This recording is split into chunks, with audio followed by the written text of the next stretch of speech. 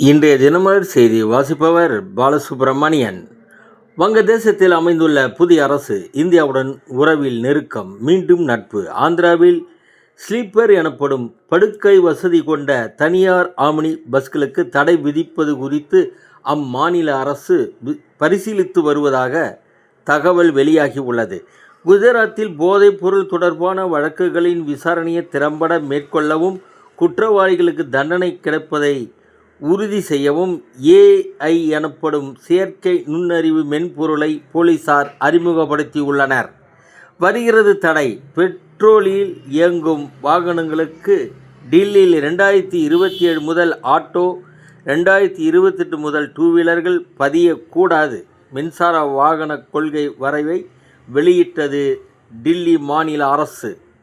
நிலவை சுற்றி வந்து சாதனை படைத்த அமெரிக்க விண்வெளி வீரர்கள் பூமிக்கு திரும்பினர். அமைதி பேச்சு.